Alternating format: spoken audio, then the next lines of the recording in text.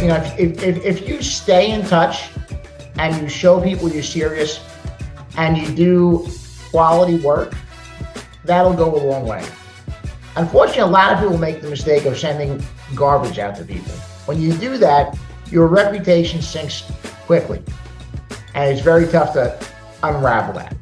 So what I would tell anybody out here starting out, if you want to separate yourself from somebody else, just go further and go do more work and go further in the process. So if I had sent a deal to him or to any other KP, what I would do is I would show them that I did my homework. I wasn't sending them a deal saying, look, here's what the broker sent me. You go underwrite it and tell me if it works. I was doing the work saying, it does work. Here's the number it works at. Here's why it works. This is why we want to invest in the area. So if you go further in and you do things like that, it's going to make you stand out, but you'll realize quickly that most people don't do those things.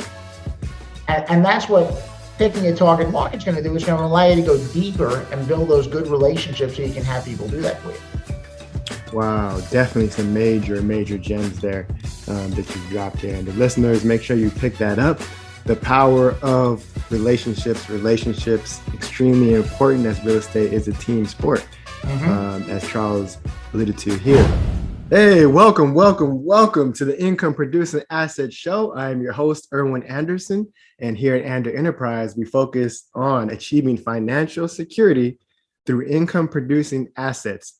We are here with a special guest, Charles Seaman. Charles Seaman, how are you doing today? Erwin, I'm doing fantastic. Thanks so much for having me on the show. Absolutely. It's an honor and privilege to have you on. Definitely one of the giants in multifamily real estate. I attended a few of your underwriting classes on Saturday, so definitely appreciate you for that, and definitely a wealth of knowledge and experience when it comes to multifamily. So we have Charles Seaman here. If you could tell us a little bit about who you are and what's your story. Sure. So if the accent doesn't give it away, I'm originally from Brooklyn, New York, and I've been in Charlotte, North Carolina for about 3.5 years now. So, I probably had a little bit different of a start in commercial real estate and multifamily than most people did. It wasn't so much that I was actively seeking it, at least not at the beginning. It was more so, as I say, I was young, dumb, and broke, and I needed a job. And I was 20 years old, and I ended up working for a gentleman who, amongst other things, was a commercial real estate investor. And, I got to work very closely with somebody who was in that capacity. And he had other businesses as well. So my role there eventually expanded to help him manage all of his different businesses and properties. And that gave me some great foundation and some great experience and also great connections. So like most things in life, that it wasn't really my intent to make that a permanent fixture, but sometimes what happens in life is you lose your way. When I was 20 years old and I started there, my intent was to stay there for 2 to 3 years. But as life happens, plans change. I started making a little more money. I started gaining more success in my professional career. And maybe I thought I was important, who knows? And I wound up staying there 14 years, which was a lot longer than the 2 to 3 I initially set out for. And somewhere around maybe 2014 or 15, I started dabbling in single family and wholesaling. And that was about a decade into me working the job I was at full time. And at that point, while I really wanted to do commercial deals, I knew that I did not have the financial wherewithal to go out and do them. So that's what led me to single family and wholesaling. And I determined two things fairly quickly once I started looking at those niches. And this isn't a knock to anybody who does them, because you can make a lot of money in that too. One is that I just didn't like single family. And two is I wasn't good at it. So after realizing that, I took a step back, and as I was still working my full-time job, fast forward a little bit until about mid-2016. And for me personally, that was when I stumbled upon syndication for the first time. And at that point, something kind of clicked in my head, and I said, you know what? This could be good. I can do the types of deals that I want to do. I can use the skills that I already have. Skills that you had were from, you said for 14 years you were working, what was it again? Sure. So I was working for a gentleman who was a successful serial entrepreneur and commercial real estate investor. And I was helping him manage all of his different businesses and properties. Okay, like property management? Really all different sides, but yeah, property management, acquisitions, not dispositions because he didn't sell anything. He was always a buyer, never a seller. But pretty much all aspects of it. Reading through contracts, negotiating them a bit. So I got a lot of experience and a lot of foundational items because I learned most sides of the business from working there. Nice. Now, when you say commercial real estate, you're talking about retail, multifamily? A little bit of everything. So when I first started there, which was 2005, at that point, he was primarily focusing on properties that had some type of retail or restaurant component on the ground floors and office space above. He also did some multifamily. And then by the time I left there, his model had shifted to more industrial to really keep up with the market and the changes that we'd seen out there. Wow. Okay. So that experience brought you, and then you said you were wholesaling single families. Correct. So I dabbled into single family and to wholesaling. And my primary reason for getting in those was simply because I lacked the budget to go out there and do commercial. And commercial was really what I wanted to be in. One, because that's what I worked on my full-time job. And maybe it's just me, but the bigger numbers always intrigue me. If I'm doing the same thing, but it has smaller numbers associated with it, it bores me a little bit. So I kind of like having bigger numbers, and it gets me more excited and makes me want to work on it more. Okay, nice. Thank you. And so that brought you to doing syndications on your own. Correct. Yep. So then over the course of the next year, in 2017, I wound up taking some different courses and just kind of solidifying that this was the direction I wanted to go. And at that point, from mid 2017 on, I started looking for deals on a regular basis. And, I was still working my full-time job until about the end of May 2019. So I was, putting in maybe 10 to 15 hours a week on the real estate side because that was really all I had to give at that time. And, I made progress because the key was consistency. The problem was the progress I made wasn't quite as much progress as I would have liked. So while things were compounding and they were adding up, it just wasn't happening at the speed that I wanted to. So what I determined was that I was going to just take somewhat of a calculated risk, maybe not as calculated, and move to Charlotte, which is one of my target areas, put myself right in the target market, leave my job of 14 years and say, let's just go all in and see what happens. Wow. So it was a learning experience, but I think overall it's worked out well so far. Wow. So you left your job and moved in New York City and then moved to Charlotte because that's the market that you were interested in. Mm-hmm. What was that? Did you have everything like planned out? Did you know you were going to? You just definitely not. To say that I had everything planned out would probably be a gross lie. I had a few things planned out, but for me personally, I do well putting the big picture in place and then figuring out the details as I go. And that was exactly what I did when I uprooted my life and moved to Charlotte. So, I signed the lease sight unseen, hadn't even seen the apartment or been to the city.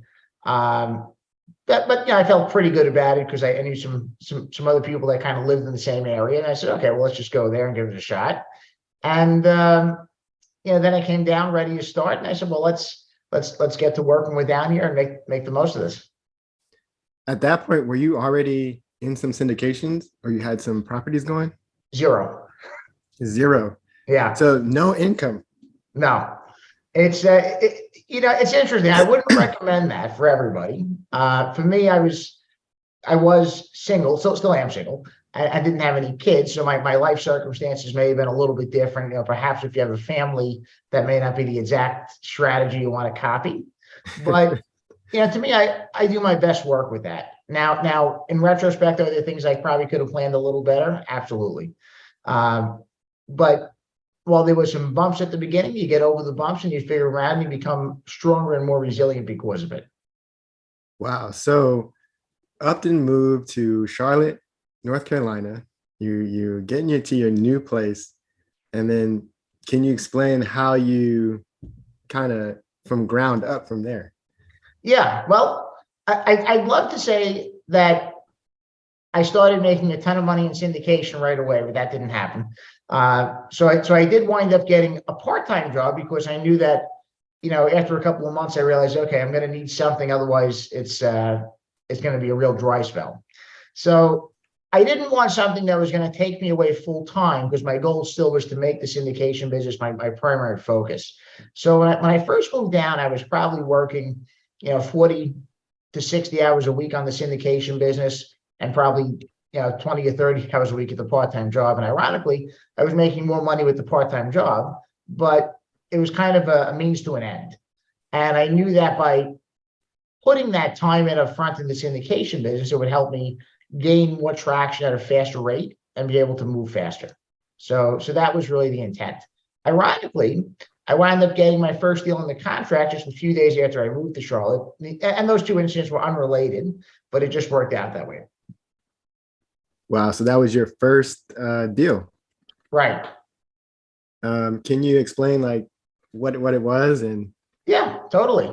So with the first deal, and this is the importance of building good relationships because it's going to take you far in this business. So we had relationships with the key principal. And for anybody who's brand new, a key principal is somebody who signs on the loans for you and they give you the track record and the net worth and the liquidity to be able to qualify for loans for these deals. And it was a key principal we had a good relationship with who we brought multiple deals to over the prior year. And he knew we were serious. So we didn't get any of those deals, even though we submitted a lot of offers for different reasons. Some of them we just weren't the highest bidder, some of them other reasons.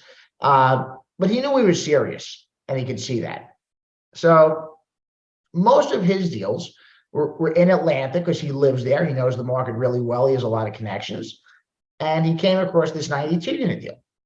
And for him, he had no interest in a 92 unit deal because he was doing 200 and 300 and 400 unit deals at that time. But he thought of us and he said, look, why don't you check this deal out?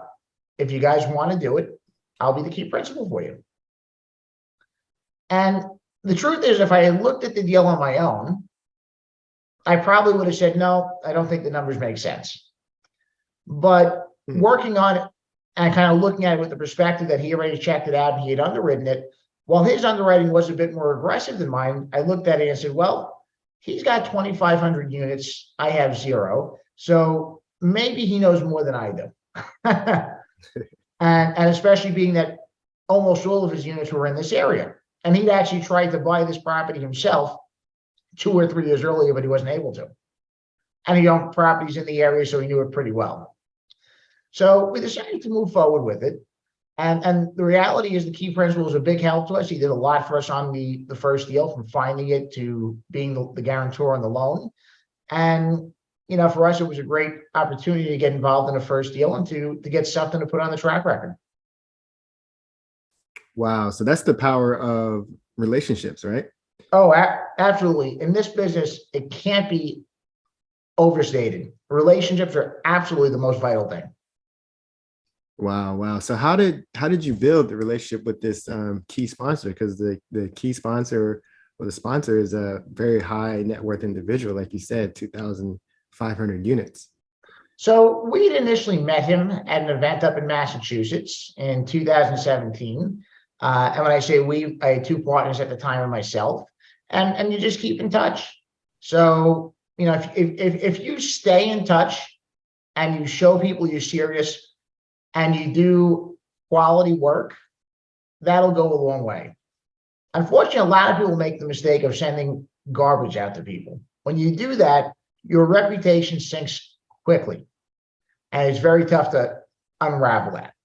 So what I would tell anybody out here starting out, if you want to separate yourself from somebody else, just go further and go do more work and go further in the process. So if I had sent a deal to him or to any other KP, what I would do is I would show them that I did my homework. I wasn't sending them a deal saying, look, here's what the developer sent me. You go underwrite it and tell me if it works. I was doing the work saying, it does work. Here's the number it works at. Here's why it works. This is why we want to invest in the area. So if you go further in and you do things like that, it's going to make you stand out because you'll realize quickly that most people don't do those things.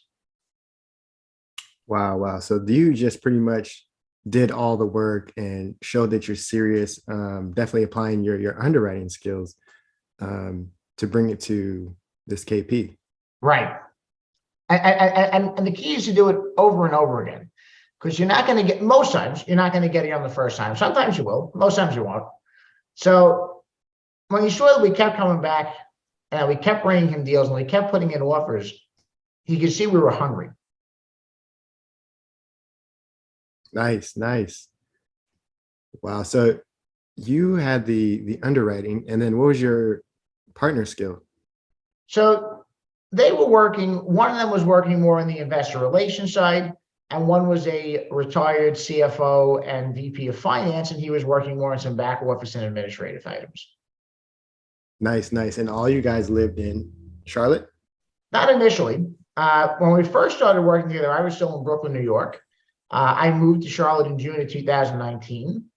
One of the partners was down here already, and the third one was in Pennsylvania, and he also moved down in 2020. Wow. So all you guys met at An event in Massachusetts in 2017, and that's the power of going to networking events. You know, sometimes you meet people that you don't know where they're going to wind up and what void they're going to fill in your life, but you have to go out there and be willing to meet people and put yourself out there. And sometimes that's going to lead to getting rejected. That's life. But it may also lead to opportunities and to good connections that could become valuable, valuable team members in the future. Nice, nice. So where did you learn your underwriting skills? So to me, I tend to say that I'm very much a school of hard knocks type guy. I've never done great sitting in a classroom listening. Probably because maybe I just don't listen as well. I don't know, but I get bored. So I just like to get out there and start doing things. And that's what I do. And I learned it through repetition. I did take some courses with Ari Mentor in 2017. They have an excellent course on underwriting that laid the foundation.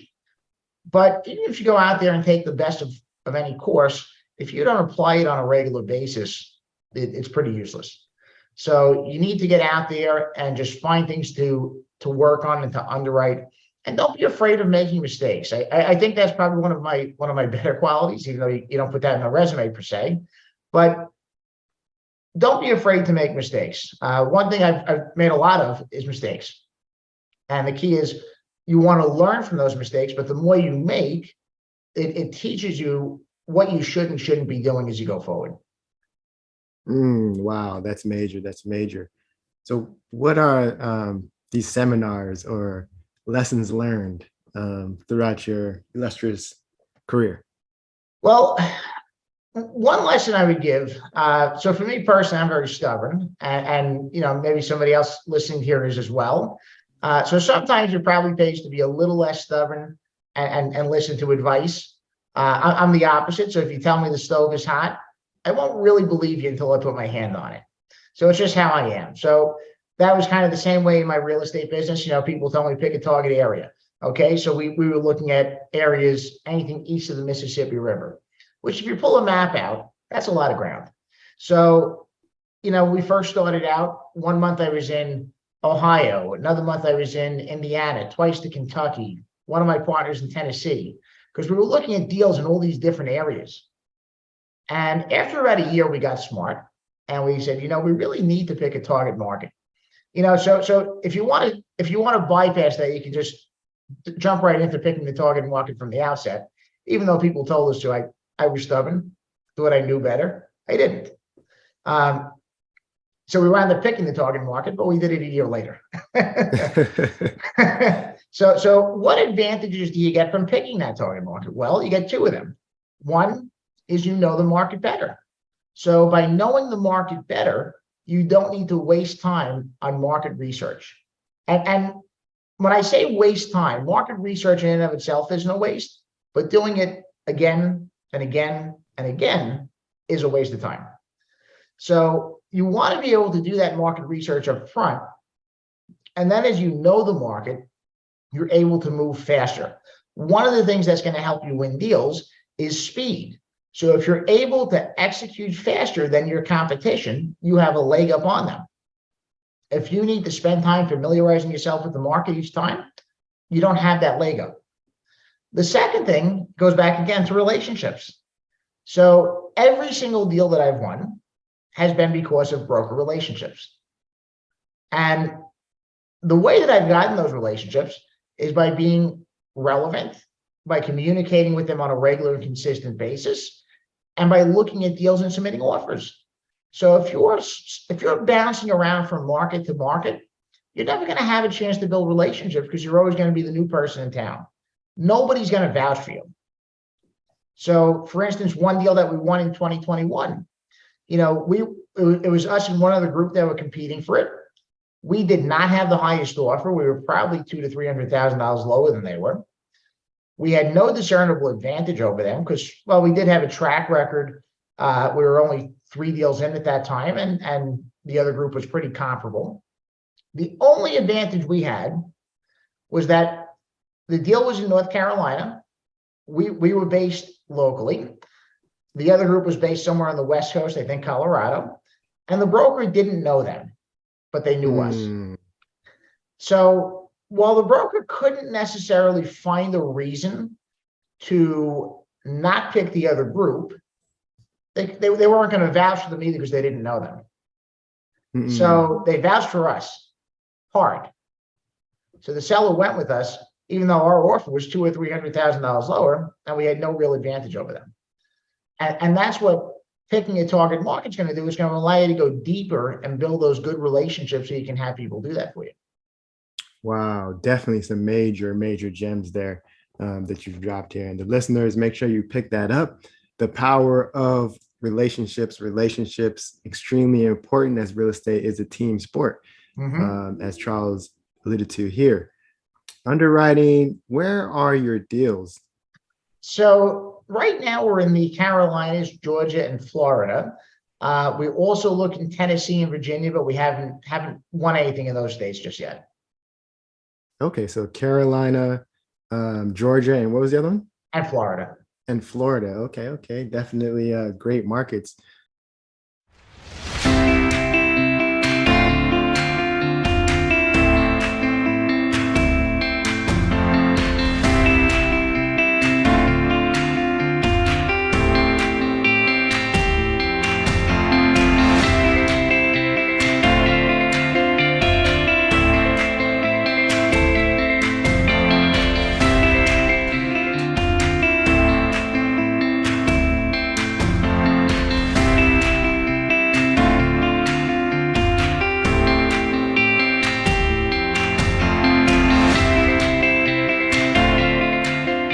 First deal, where was it? That was in Georgia, right in the Atlanta MSA. Okay. And how many units? 92. 92. Okay. So that was your first deal. Yep. Right outside Atlanta, 92 units. And then what was the next deal after that?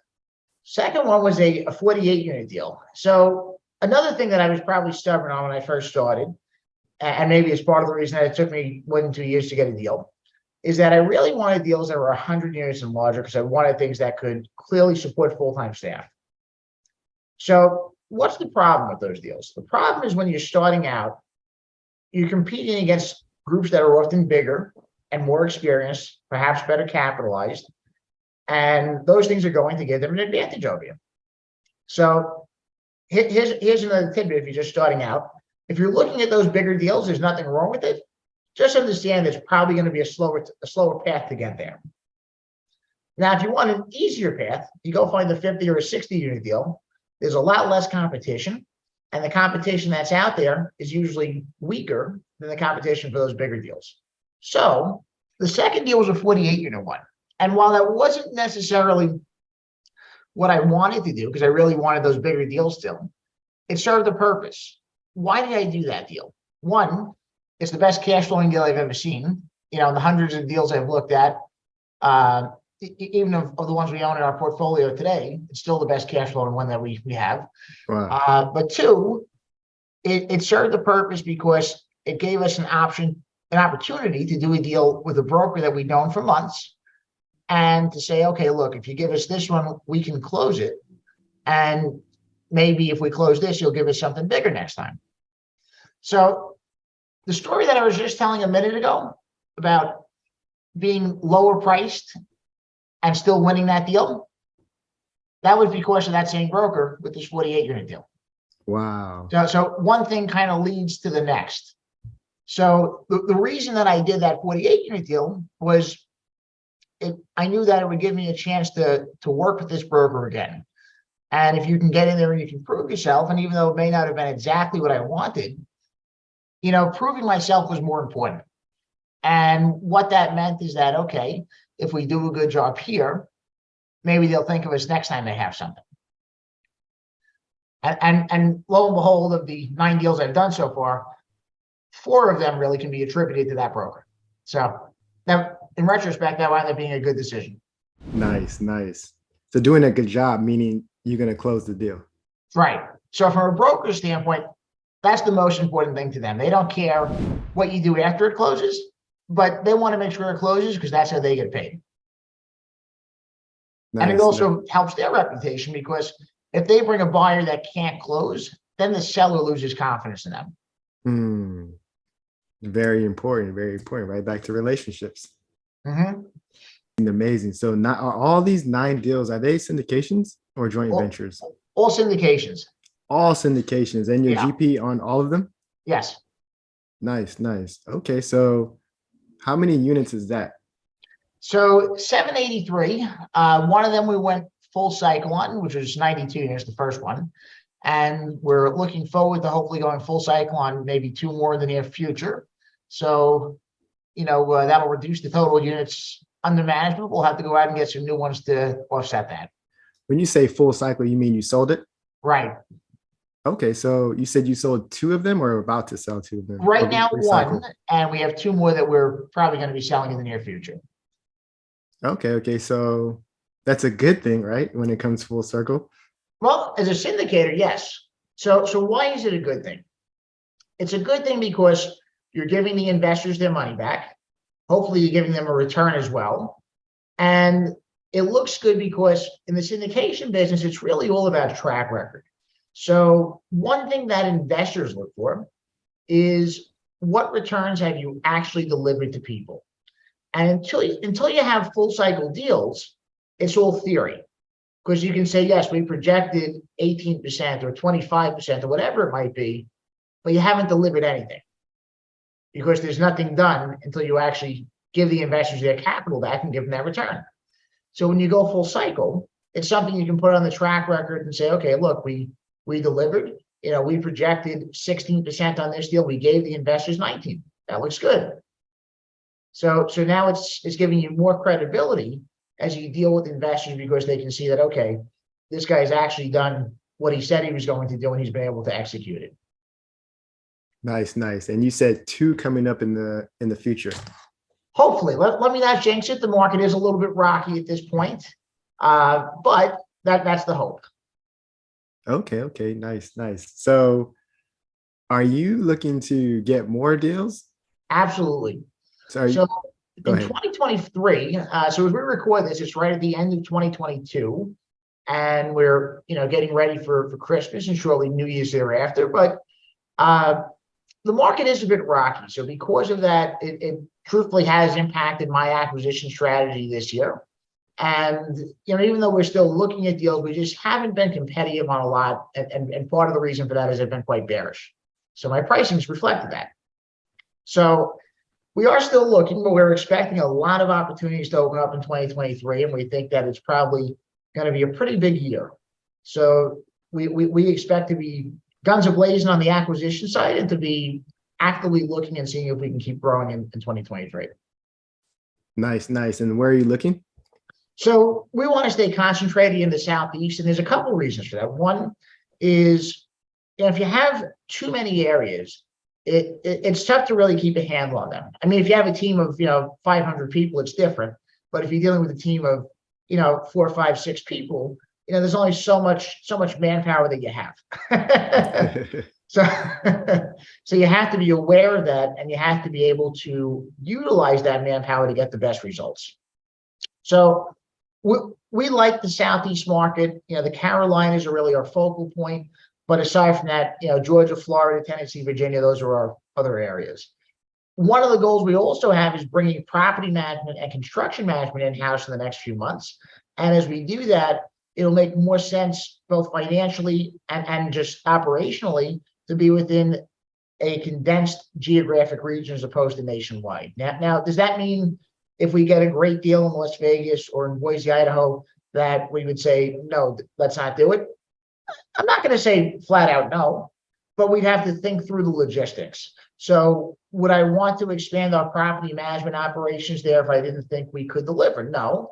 But if we were able to find a good boots on the ground person or a good local property management company we felt confident in, then it's something we would consider, but we just have to make sure we have all the pieces in place. So the more pieces of the puzzle that you have together, the higher probability of your deal being successful. Nice, nice. So are you guys using the same property management and construction company in your areas? We generally are. And what I would say, and this is not a knock to property managers or anybody listening, most property managers I find are lackluster. There are some that are good, but they're few and far between. And that's also kind of part of the reason we're deciding to bring it in-house in the next few months. So when we find one that we work well with, generally I do tend to stay with them. One, because it incentivizes them because you're giving them more business. And two, I've always been a believer in being loyal. So if somebody treats me good, I want to treat them good as well. So if we've had a good experience and they've helped us get a good result, then we're glad to continue using them where it makes sense, though. Absolutely, absolutely. So in-house property management, that's a company that you guys formed? So it's going to be. We haven't quite got that far yet, but it's on the planning block for 2023. Okay, nice, nice. Interesting. So in-house property management and the importance of relationships with good property managers, because that also goes, you have relationships with the brokers and you also have relationship with property managers, which you explained, and same goes for construction companies as well, right? Yeah, so my general philosophy, now let me clarify that. So when I say construction manager, we're not going to go out there and build, new ground up development, maybe someday, but not yet.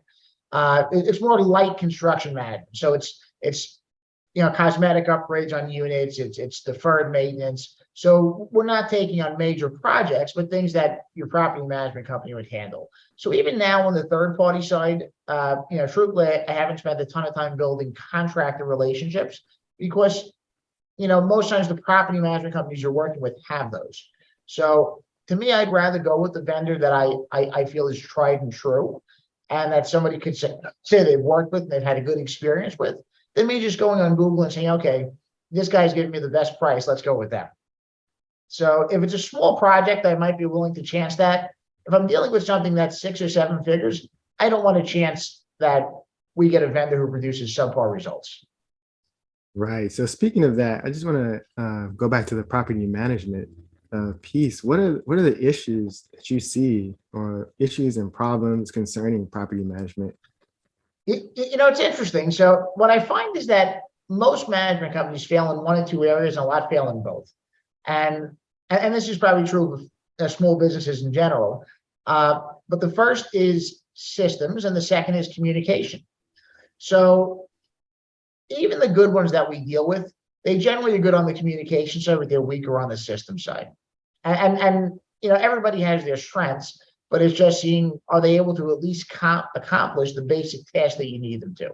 So my general thought is if they're able to keep the property full, if they're able to keep collections strong, if they're able to execute the tasks that we give them, and also give us at least somewhat decent reporting so we can go out there and give it to our investors, then I'm okay with that.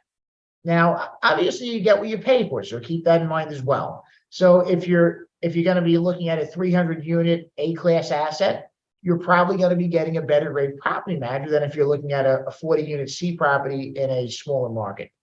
So just be aware of that, because if you want to go out there and you hire a top-notch company to manage a top-notch asset, they're going to charge you for that. But you're also going to get that higher level of service because it's just what you're paying for. So keep that in mind. Not all companies are created equal, but it's just being aware of what you have and looking for the best fit for whatever it is that you have.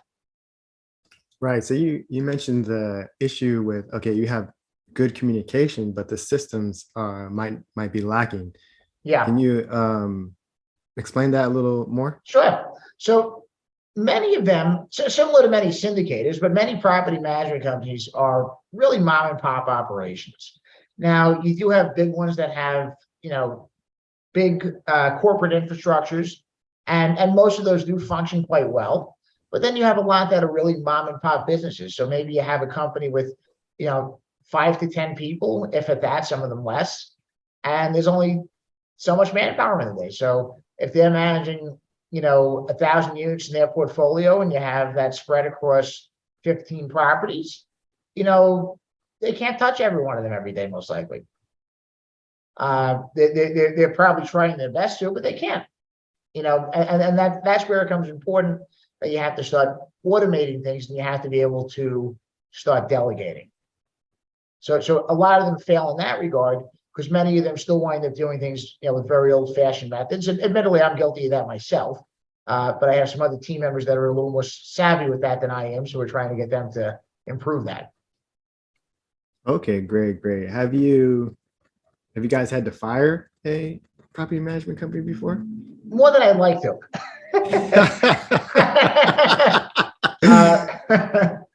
There was one that I even fired before we actually started with them, and I said, "Listen, guys, I can see already this just isn't going to be a good fit." And as opposed to wasting your time or mine, I think we're better off not even working together. And that comes with experience. Is just kind of learning what the right fit is. And I usually tell management companies up front, I'm probably going to be more demanding than some of your other clients. So that way they're not surprised. I don't want them to be surprised. And I say, listen, maybe I'll be more hands-on. I'll probably be more demanding in certain regards. No, I don't want to be unreasonable, because there's a difference between being demanding and being unreasonable. And you have to realize in most cases, you're probably not their only client. If you're just starting out, you're almost definitely not their best client. So again, they do need to allocate their resources so they can continue performing and making money as a business, so they stay in business. But you want to be making sure that they're doing at least the basics when it comes to the operations, which are collections, keeping units occupied, and just being able to give you reporting so you can give that to your investors. Which is definitely very, very important. Yeah. So makes sense in the business, for sure. A good property management company.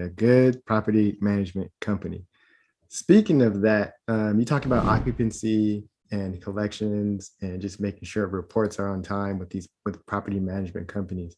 What are your thoughts on short-term rentals? It's funny you mention that. So I've never owned one personally. I like the concept a lot. I have a lot of friends that are into it. Ironically, in addition to multifamily, one of the things we look to do now is we look to branch out into different opportunities and different asset classes as we have the right partners in place. So we're actually going to be starting a short-term rental fund, because it is something that we're big on. And we have, a group we're partnering that has some more experience in that particular niche. So to me, I'm a big fan of it. Would I recommend using them at your multifamily property? So the answer is, if it's going to help your income, yes. But I would also be cognizant of the fact that you probably do need to watch how many units you utilize that strategy with, because in many loan agreements, if you go above a certain percentage, it may wind up defaulting your loan.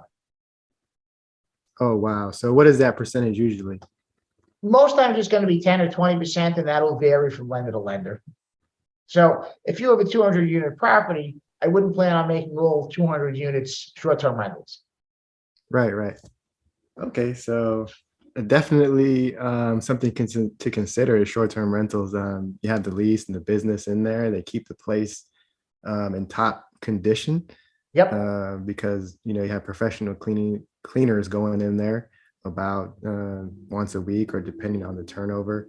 And they need to stay like the pictures, for Right. sale ready.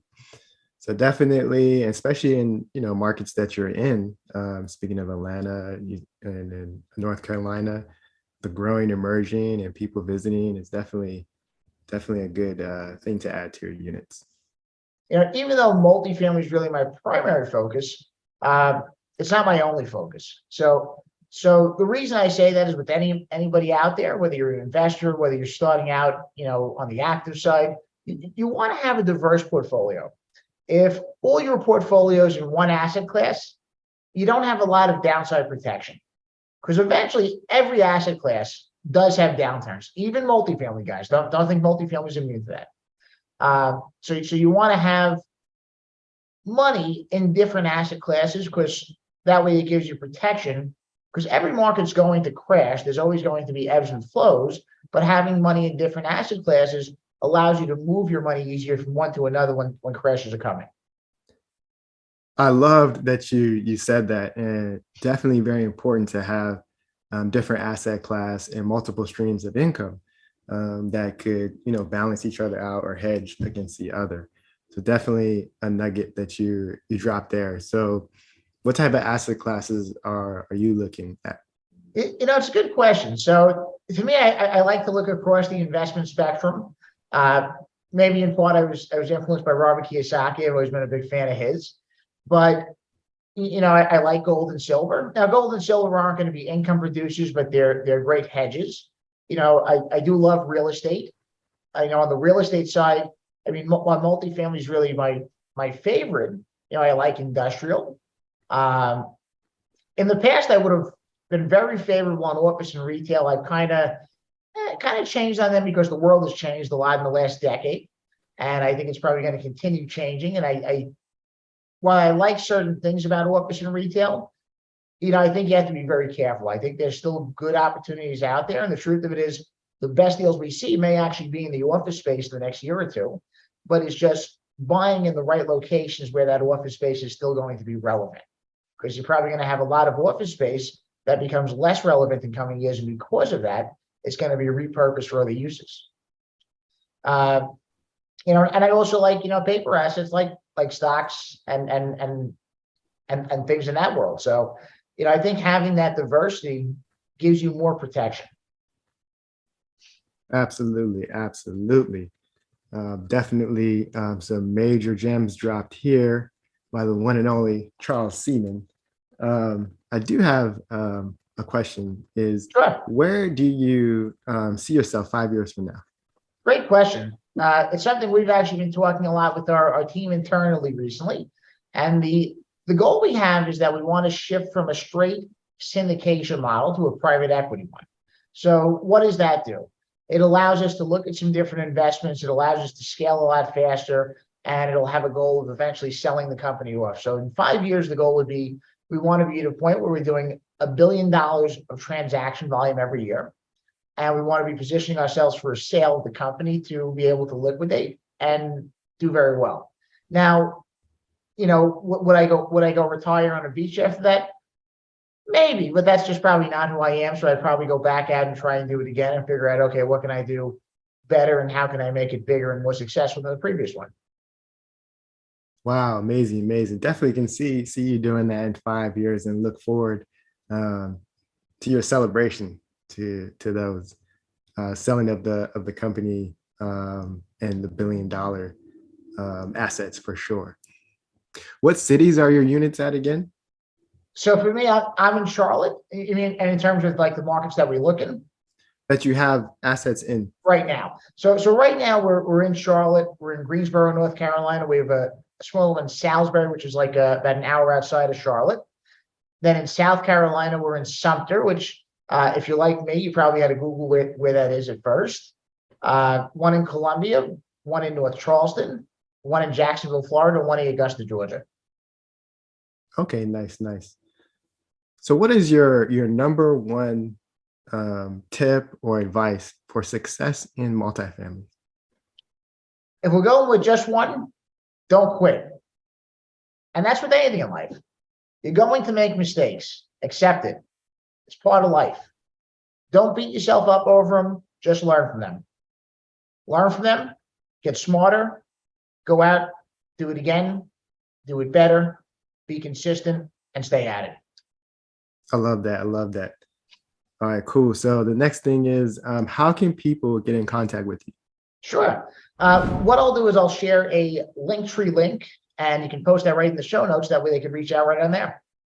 Okay, cool, cool. And you have looks like a QR code. You know what we do? I'll be honest, I'm not as savvy as I should be with some of that tech stuff. One of my partners came up with that, and I'm thankful they are. But I couldn't even tell you what that goes to. Okay. Well, it looks pretty cool. With your plant, and then of course the Cash Flow Champs Multifamily Summit. What is that? So that was actually a virtual summit we did about a month ago, and thankfully it was our first foray into that space. But overall, it was a success, and it was a free summit. So the goal is to do it again. We had about 40 speakers at the summit, many of which were very generous with their time, and they dropped a lot of golden nuggets for the listeners. So we're looking to do that again. All right, Charles. Once again, I appreciate you for coming on the show and just adding value to the listeners out there and your perspective, your story, and the gems that you were dropping. So once again, thank you so much for coming on, and definitely looking forward to amazing things in 2023.